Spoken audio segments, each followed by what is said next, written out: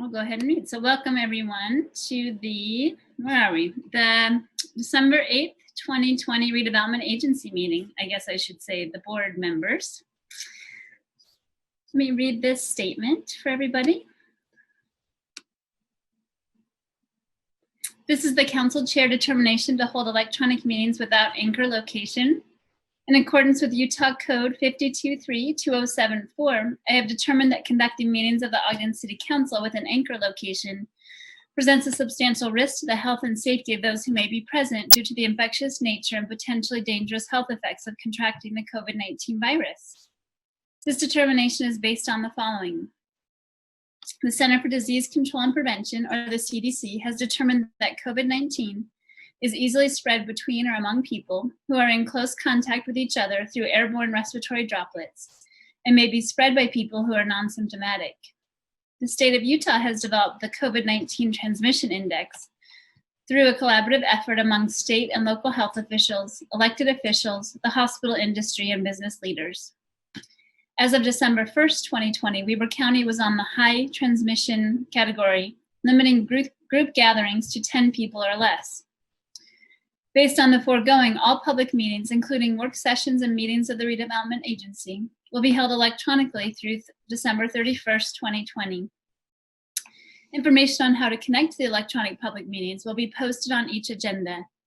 The public may comment during the electronic meeting and public hearings on agenda items designated for input and during the general public comment period. Written public comments may also be submitted through the following electronic options. Telephonic message at 801-629-8158, public comment submission form at ogdencity.com/public input, or email at citycouncil@ogdencity.com.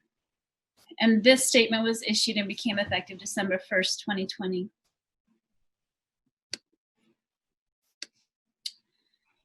So please let the record reflect that all council members are present at this time. Well, board members are present at this time. Great. Vice Chair Blair, would you mind doing the Pledge of Allegiance? I'd be happy to. Thank you. Yeah, so with that, I would just ask all board members and those attending with us to please rise and repeat the Pledge of Allegiance after me.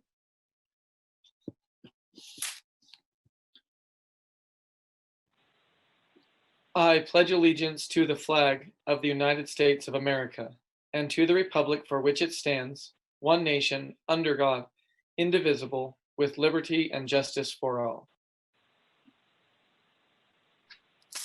Thank you. Now please join me in a moment of silence.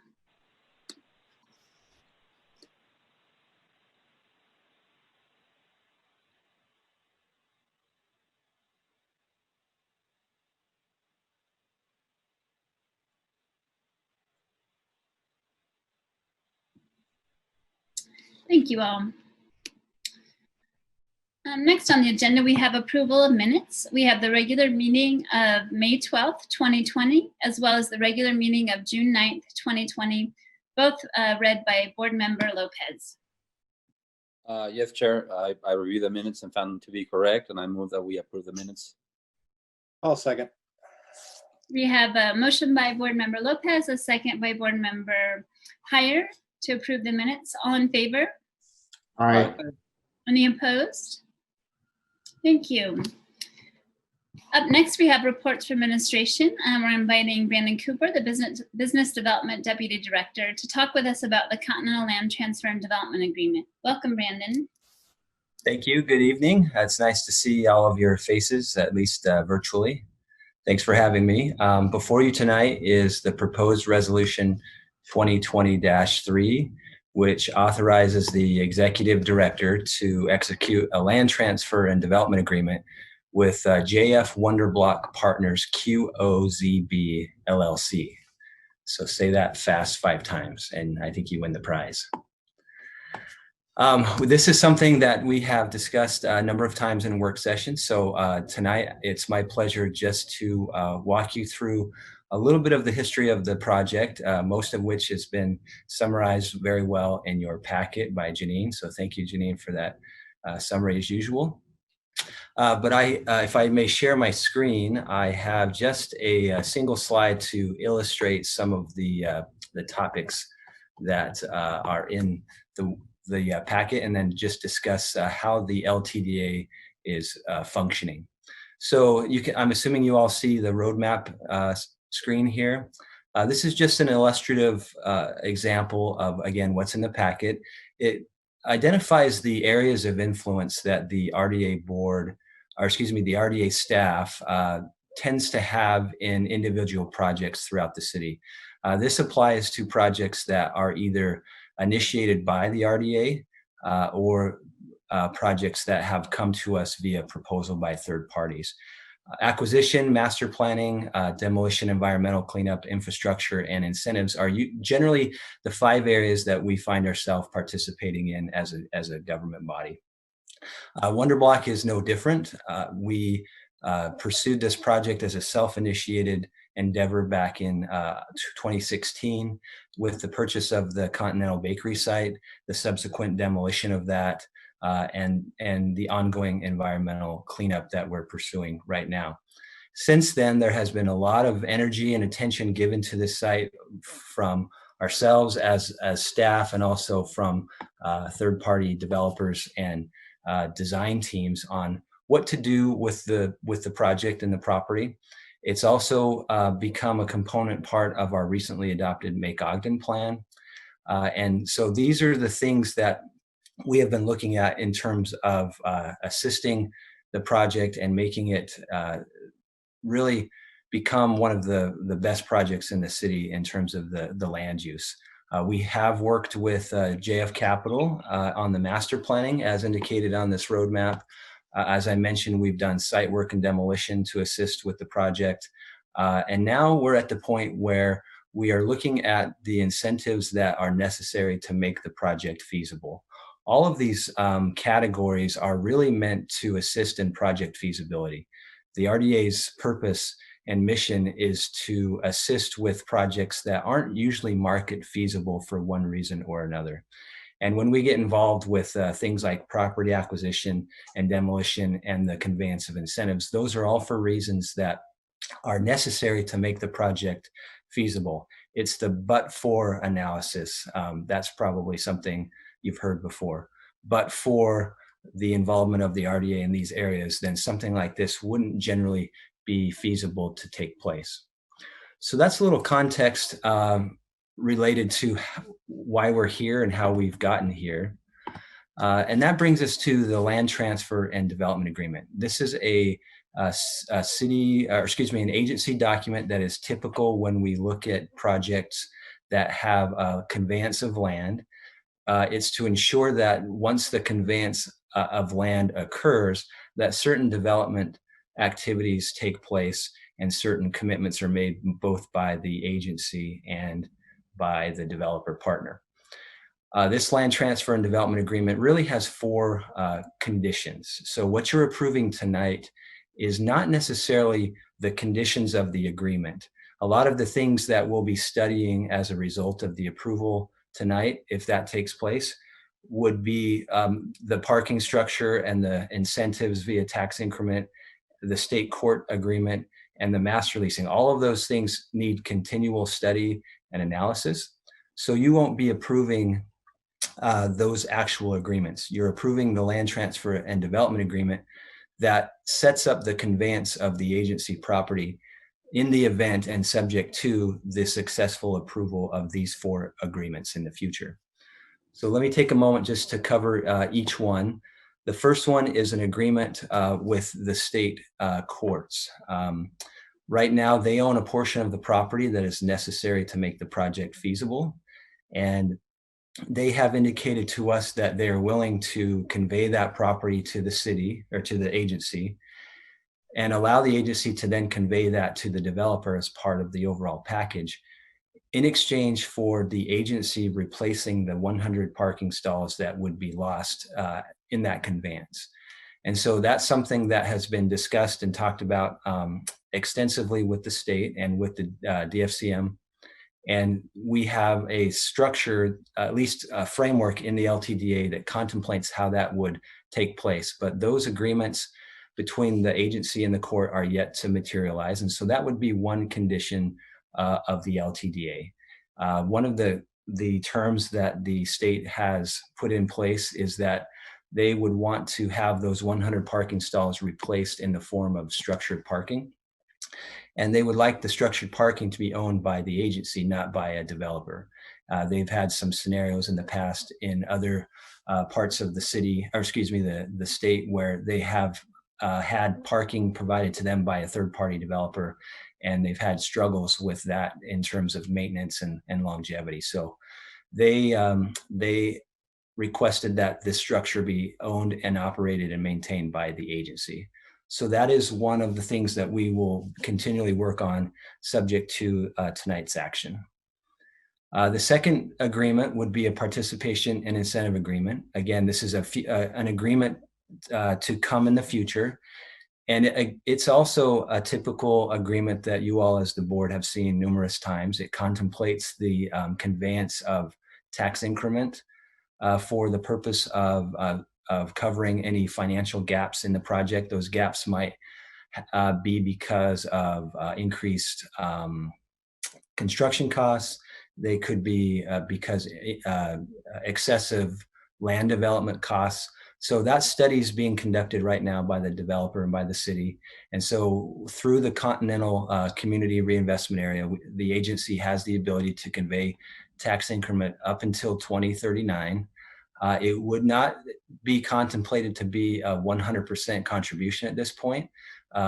We are looking at preserving some of that tax increment that's generated by the project to be used for portions of the 26th Street infrastructure project that would benefit the overall Wonder Block project.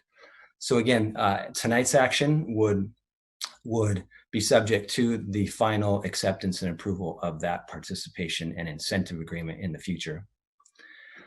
The third agreement is the master lease agreement. What this does is establishes a master lease between the city and the developer for the lease of a certain portion of the office and retail components of the master plan. And what that does is that aids in financing in terms of the developer's financing activities with third-party lenders and others. So that helps get that type of product off the ground. It also helps us to recruit certain retailers that we think will be key for this type of a development. This is a little bit different than anything else we've seen in that other developments, take the Junction, for instance, those developments were designed and built, and then once the structure was in place, or soon before, leasing activities would start to take place, and the hopes of filling those spaces would take the place of having real tenants. And it could take, in some cases, years to get tenants to fill those spaces. At the Junction, we have space that has never been filled, just given its weird configuration and proximity.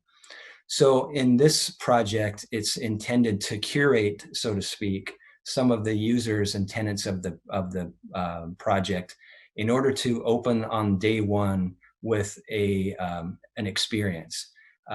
Research has told us that these types of projects really rely heavily on the experience. If you've been to other similar projects in Denver or in California, even here in Utah at City Creek and Station Park, a lot of these places really rely on a robust experience to make them successful. So opening the doors on day one with a certain level of occupancy by a certain type of tenants will be really key. And so having a master lease agreement just allows us to curate that space. There will be, in that master lease agreement, there will be language that prioritizes how leasing takes place in terms of which space gets filled first, if it's the developer space or if it's the city space, and how we can ultimately vacate that master lease as quickly as possible. So we'll deal with that in language in that agreement. And again, that's to come forward as a condition of the LTDA. And last but not least, the parking structure agreement is also a condition. And again, that goes to the requirement set upon us by the state in that they would like the agency to own and operate the structure. So that structure would be on the southwest corner of the property, southeast. And it would total approximately about 754 total stalls. 100 to 200 of those stalls would be dedicated to the state courts. And then the remaining of the stalls would be leased by the users of the property, so the office users and the residential unit users, as well as the public. They would be able to pay at the gate and park for a fee. And so all of those revenue sources would contribute to the cost of the parking structure. This concept is being folded into the general city-wide or downtown-wide parking study that we've been doing with Greg Montgomery in the planning department. And it would contemplate a larger parking strategy in that it would likely trigger on-street parking, paid on-street parking, and potentially other things that would go along with having our very first paid parking structure. So again, in order for the land transfer to actually take effect, these 4 documents would have to be negotiated, proposed to the board or to the city council, and eventually approved before that conveyance would take place. So before going on to anything else, I would love to hear any comments or questions. Any comments or questions? Yeah, Angela, I do have a question. It's based on one of the comments you made about the junction, Brandon, that some of those places aren't leased and haven't been. My far back memory recalls that we really kind of made some errors in the way we set the junction up. The leasing agent really was not incented to actually lease out the spots because of, I think, our guarantee of income, whether they were leased out or not. I'm not sure if that was exactly how it worked. You probably understand it better than me. But are we in this master lease agreement making sure that there is an incentive to get these spots leased and drawing in income and revenue? Yeah, I think that's a really good point. We have learned quite a bit from what has taken place at the junction. And part of the reason why the junction has sat empty in certain locations is because the motivation factor of the landlord. There is a certain level of debt service that is covered by the city, regardless of the occupancy. And so there really is no incentive for discounts or concessions to be made. And it's actually, in some cases, more beneficial to stay vacant than it is to occupy it at possibly a lower rate. So I think we've learned a lot from that relationship and that deal, enough to inform our decisions on this deal. As I mentioned a minute ago, there would be heavy focus given to the prioritization of the leasing, and to ensure that the developer's space was not being leased out first while the city held a master lease, effectively giving the developer 100% occupancy. So we would avoid a situation like that, and we would ensure that we're not making some of the same mistakes at the junction. The other contributory factor of vacancy at the junction is just the overall design and configuration of the space. And so again, I think there's lots of lessons to be learned here regarding that. And the developer actually has commissioned a large team of design professionals, branding professionals, retail strategists, those types of folks to help make some of those decisions. Could you make that a bullet point when you talk to us in the future about those, the lease agreement particularly, so that we understand how the city is protected in that? Bet. Thank you. I also had a question about, it was actually from a constituent that was asking, and I think we've answered it before in other meetings, but just to clarify, why wouldn't we have more of the kind of deal like we have at the BDO property where we retain ownership of the land in some way. Would you mind speaking to that a little bit, Brandon? Yeah, it's a good question. It's a smart observation. The reason largely is because they're two entirely different products. So for instance, the BDO land was a conveyance to us by the federal government at a zero cost. This land has economic value to it in relationship to the cost that we've extended and also the cost of development. And so for that reason, it doesn't quite pencil the same way as the BDO structure pencils. And that's something that we looked at early on to see if there's an income potential here for the city. But as I mentioned in the roadmap discussion, as we look at acquisition and potential conveyance of land, those are two things that become tools for us to effectuate the pencil financially. So does that make sense? It's just not an apples to apples comparison because of the product type. Yeah, I agree. Well, and just special kind of partnership we have with Boyer, with that sort of organization. I agree. Right. Any other questions or comments from board members? I have one on the parking. Yeah. The paid parking is not a new concept in Ogden. Back in when they had the ZCMI, the parking terrace there, that was paid, and there were paid lots throughout the city. But how does this paid parking, does that benefit 25th Street at all? As part of our overall parking study, we're looking at ways to soften the impact to our local businesses. I think that there is always a cost of parking. There is no such thing as free parking. And so whether or not customers and businesses have been able to park without actually physically paying for that privilege at the time they park, doesn't mean that there hasn't been a huge cost of parking across the city. And we're coming to the point in our studies that it's telling us that we have sufficient parking in the downtown.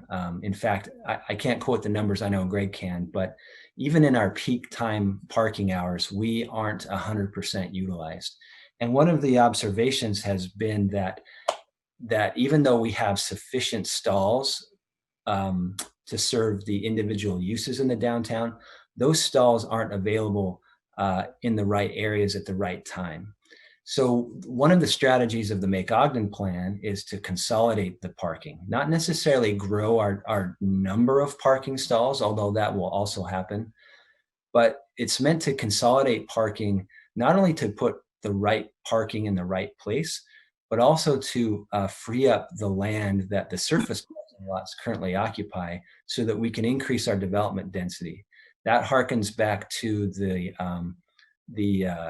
study, the Minakazi study, that tells us that our highest taxable value land is the densest land. And so when we have a large part of our downtown covered in surface parking lots, we're not using our land to the highest and best value, highest and best use, which creates the highest value. So part of what we're doing with these parking structures is consolidating parking, freeing up parking lots around the city that could then be developed into productive uses. So when we look at 25th Street and other places that rely heavily on that kind of thing, then our parking study will tell us how many hours we can offer for free. So there'll be some kind of a grace period that you see in other typical places like Salt Lake and other metropolitan areas where the first hour is free or the first 2 hours are free. We're working that out right now in our modeling, but that certainly will be one of the tools that we use to mitigate the impact to businesses. Yeah, I noticed you brought up Salt Lake, and I believe Salt Lake is going more to paid parking than what they had in the past. But I think that's an avenue that we need to explore a little bit. Yeah, they've had on-street paid parking for a number of years now, and if you just park on the curb, you're required to pay. and there isn't a grace period of an hour or something like that. I believe Saturdays and Sundays are free, which is something that we would look into as well. Beyond 5 o'clock, I believe, is also free. But the paid private stalls at City Creek and other places downtown, there is a grace period generally of an hour, sometimes 2 hours. So there's lots of examples out there that we can use to help mitigate the impact to our local business. Yeah, I was going to ask you about that sort of grace period or validation or something like that if they shop on 25th Street, maybe. Yep. Any other questions or comments? So did you have anything else, Board Member Stevens? Well, they used to give tokens or parking items for people who shop the retail establishments, and they were able to subsidize maybe that. Maybe that's not the right word to say, but the able to park in the parking terrace at a lower cost. So.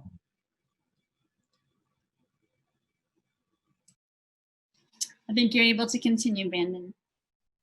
Okay, thank you. I'm about finished. I just wanted to bring up the picture that's in your packet. This is just a perspective view of the proposed, the orange buildings here on the southeast view. Those are apartment buildings. The large pink building is an office building. You can see one of the parking structures that is adjacent to the state court building. And then the main consideration for this plan is this north-south linkage from essentially 25th Street down to 26th Street that allows a strong connection to 25th Street. So this is meant to blend in, to tie into, and to augment the experience that currently exists on historic 25th Street. This gives visitors to the street another avenue or another potential experience to have when they come and visit downtown. The dark purple building is a proposed hotel. And again, all of these uses are meant to operate as a cohesive, curated, programmed experience that allows that center spine to be opened up for activities that currently exist. For instance, Farmers Market now has more real estate to use during the summer to in terms of utilizing that spine area. The car show could somehow be implemented through that area. It's certainly going to be an active space that will feel comfortable. It will be connected to the businesses and the residences that are there. And so we hope that it just gives another reason for people to come downtown and to visit 25th Street and to go to the restaurants and shops that will be on 25th Street and in this project. So with that, I am done with my information, and I'll be happy to take any more questions. Anything from anyone?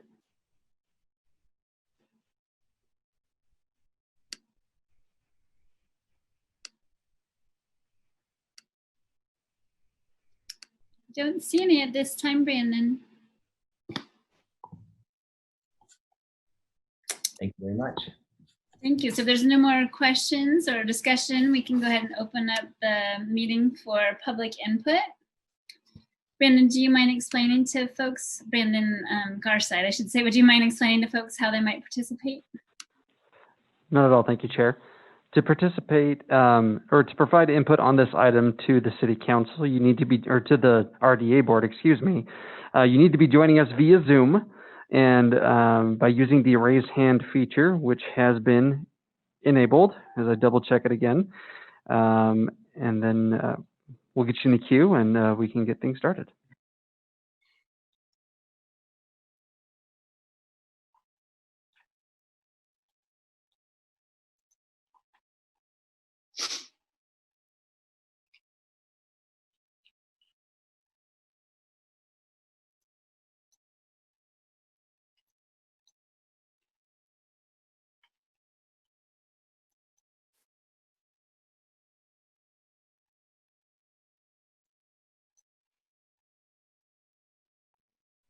Not seeing any hands raised.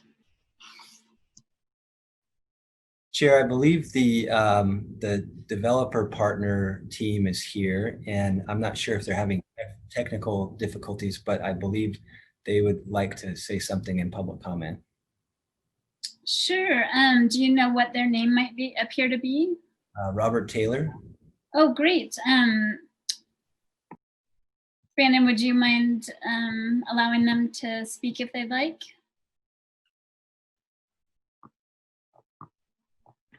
Sure. Robert Taylor, the time is yours. Please limit your comments to 3 minutes and state your name for the record. Thanks for your hand, too. You're welcome. Thank you, Madam Chair and members of the City Council and Mr. Cooper.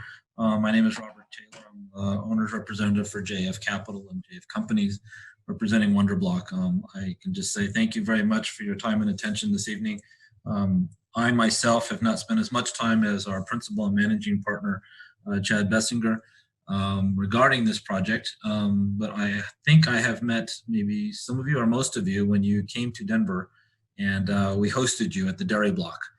At that time, I was the project director for McWhinney, and so it was through that visit and through association with the fine team of consultants that we maintained a friendship and a good business relationship.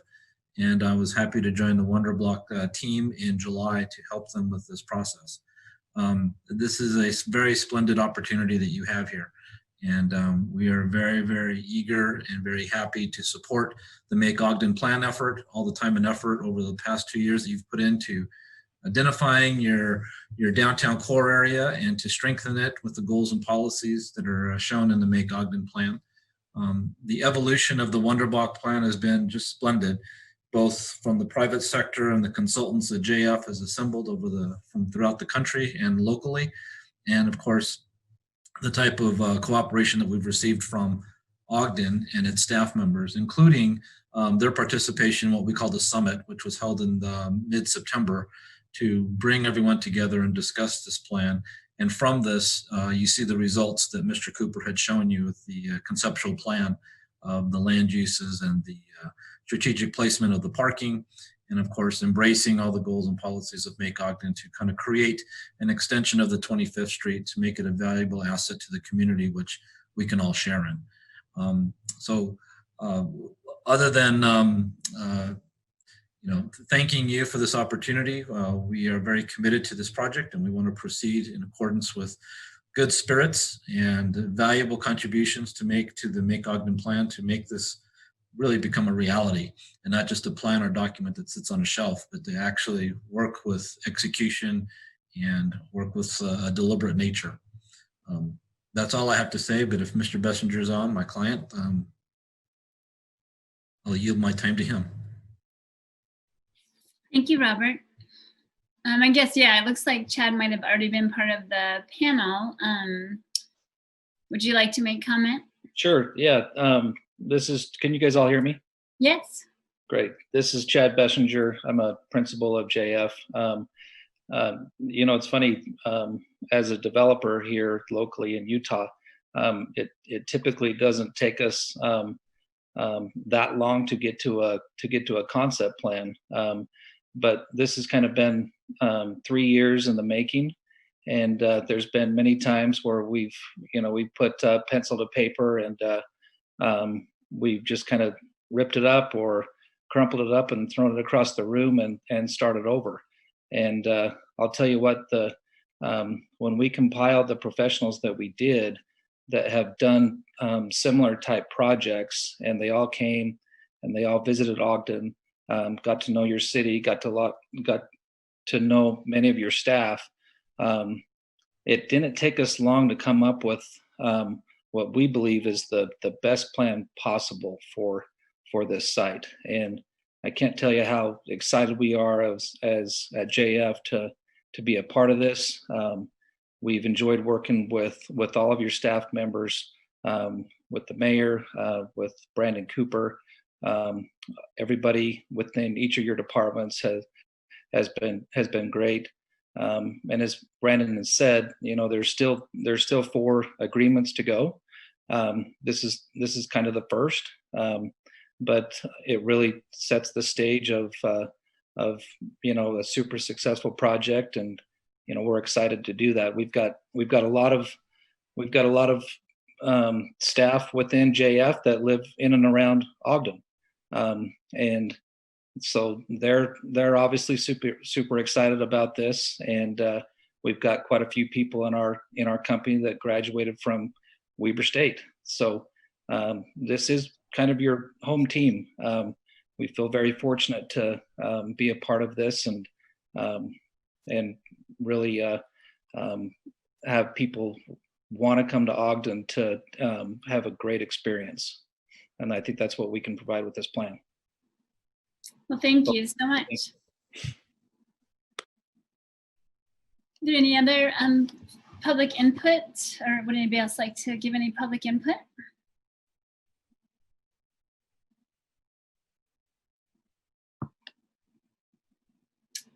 Not seeing any additional hands. So unless there's more discussion, I'd be happy to consider a motion.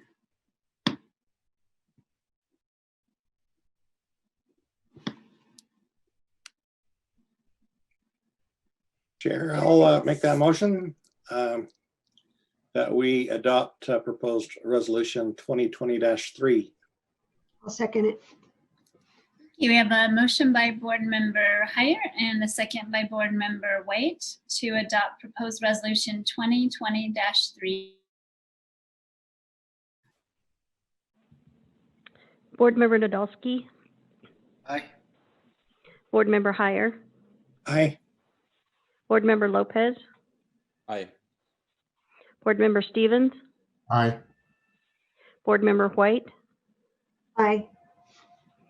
Vice Chair Blair, Aye. Chair Chaburka.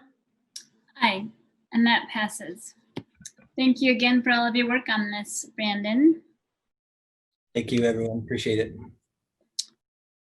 Right, up next, I invite Executive Director Caldwell if you'd like to make any comments. I would just say thank you all for your participation in this. This has been a multi-year project. One of the things we've talked a lot about is involving the public and getting everybody's feedback and looking at this. And JF Capital has been a great partner in being local and being willing to listen to all those comments. I've seen most of you a lot of these different planning meetings, and it really matters. And so this is a big event, and we really appreciate the work that Brandon Cooper and our CED team have put into this.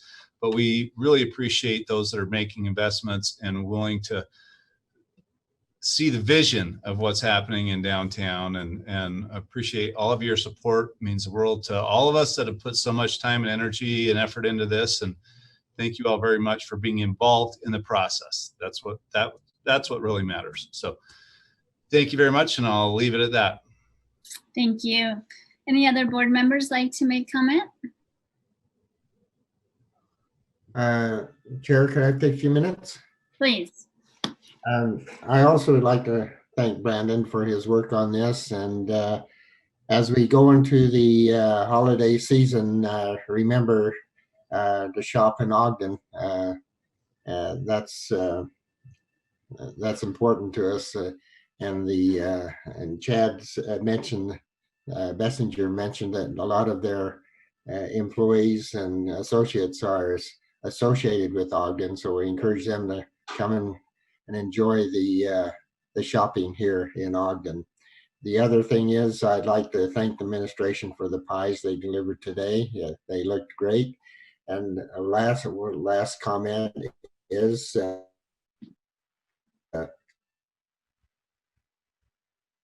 your mask. Thank you. I like it. Any other board member comments? I just have one quick one, and many of you, I miss seeing many of you, all of you, I should say, in the chambers. And I had a weird thought of one of our members that often came, and Ralph Price, and it's people like Ralph that kept us on our toes, and I appreciate that we're doing our best in Zoom, but hopefully by wearing our masks, we will be back in the chamber soon. So anyways, that's all I have to say. Thank you. Any other comments?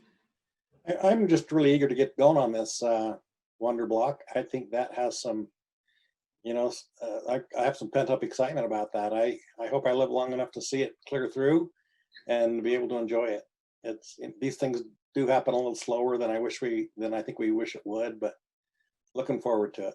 And thanks, Brandon and Tom and everybody that's worked on this. Thank you so much. I have faith you're going to make it. Where's Nance? Any other comments? Well, thanks again, everyone. I think as we might consider adjourning this meeting because we have another meeting coming right up. Then I'll make that motion that we adjourn. Second.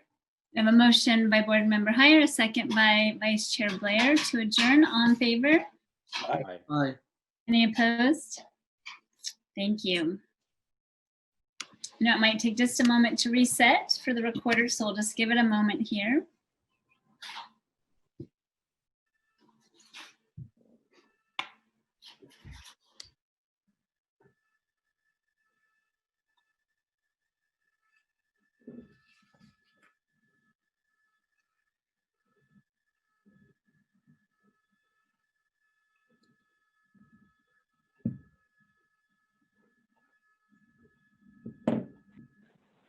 Chair Chaburka, we are good to continue. Thank you, Brandon. And recorder. Welcome everyone to the December 8th, 2020 Special City Council meeting. Please let the record reflect that all council members are present. This evening, our agenda is rather short, and we're going to have time for public comments. And this is an opportunity to address the council about any concern or idea on any topic. And please be considerate of everyone. Public comment will be limited to 3 minutes per person. And please state your name for the record. I was not paying attention. I don't think there's anybody new on the call, and there's already one hand raised. So I think we're okay with the description. Heath Soto, the time is yours. Please state your name for the record and limit your comments to 3 minutes. Hey everybody, Heath Soto, Ogden resident. Angela, your dogs have been slaying me. I'm loving it. They're like real beasts. Things, kind of exciting over here, So anyways, getting down to it.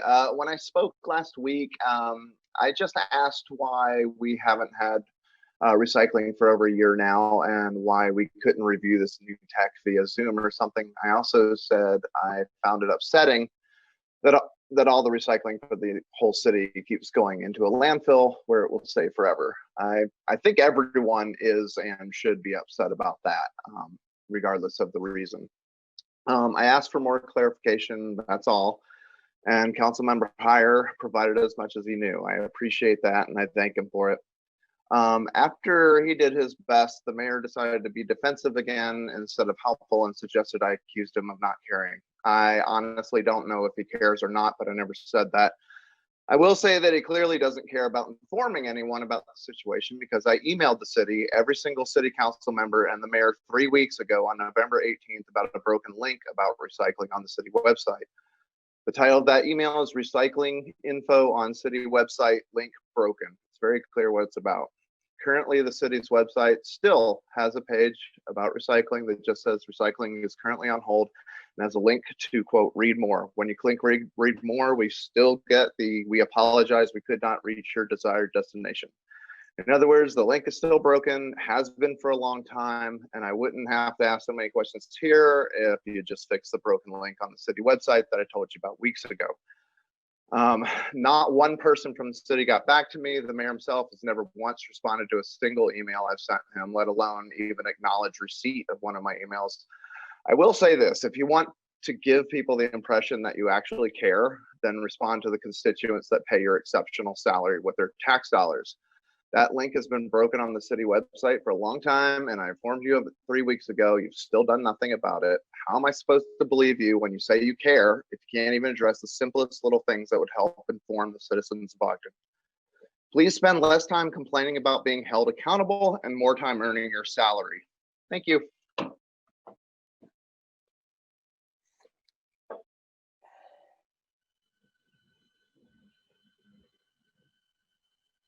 Any other public comments?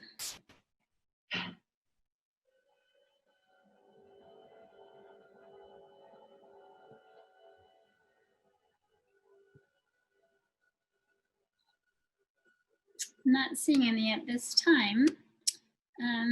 Any comments from you, Mayor Caldwell? Sure. I'd love to just address something really unique that happened today. U.S. Attorney General William Barr recognized Randy Watt as one of only 6 cities in terms of what they've done in terms of Project Safe Neighborhoods. 6 cities in the nation. And John Huber said, had it not been for COVID, they would have flown Randy Watt back and he would have been given this recognition personally.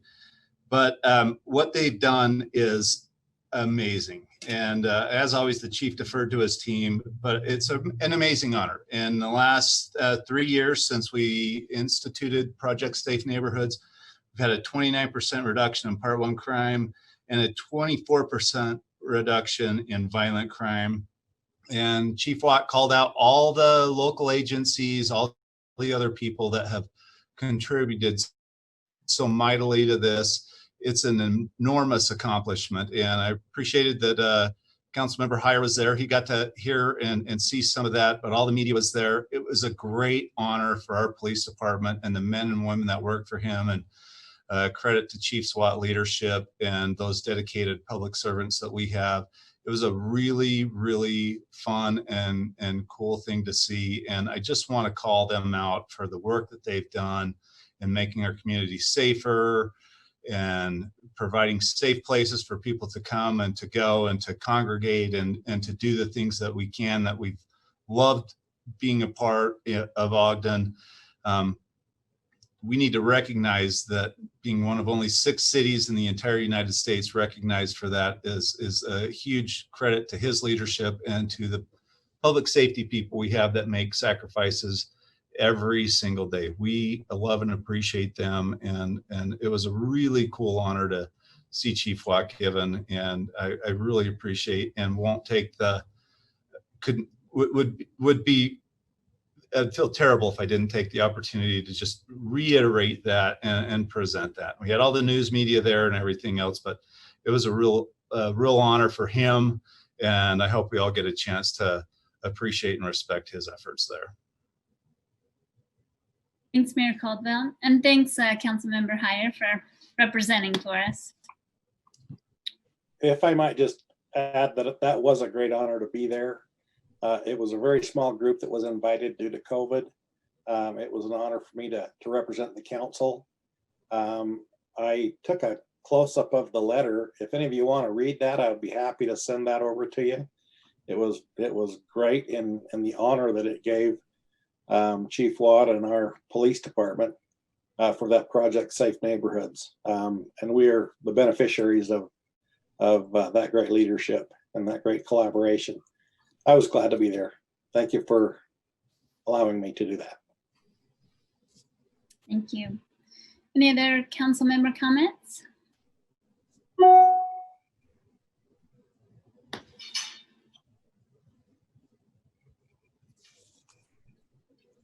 I definitely reiterate Doug's emphasis on shopping local and wearing your mask while you're doing it.